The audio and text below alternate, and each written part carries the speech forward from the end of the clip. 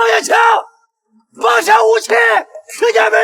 快给我放下！Hello， 大家好，今天我们结合《我是特种兵》里这一段极具冲击力的名场面，来聊一个很多军旅作品都会触及，却很少有人深入解读的话题——战后创伤应激障碍。熟悉这部剧的朋友都记得，孤狼 B 组经历了一场9死1生的实战任务，小队6人孤军深入，直面200多名武装毒贩，双方火力悬殊，厮杀全程险象环生，每一秒都游走在生死边缘，枪火、嘶吼、生死别离，层层压迫着每一位队员的神经。靠着过硬的战术和拼死的韧劲，他们艰难撑到了狗头老高带领的援军赶到，才算彻底结束这场恶战。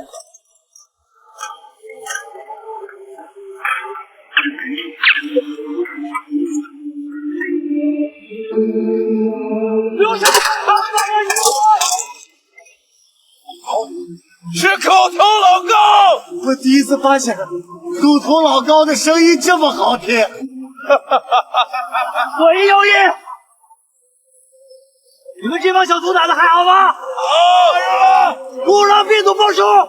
黑狼高，山狼高，二狼站着呢！一把狼活呀！一把狼还在！西伯利亚狼走！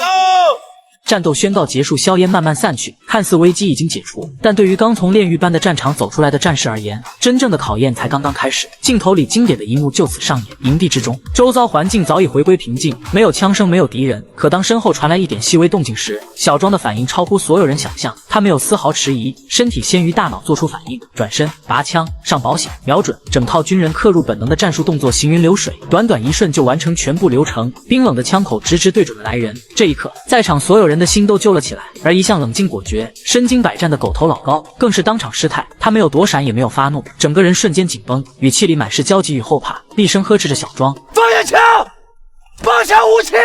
听见没有？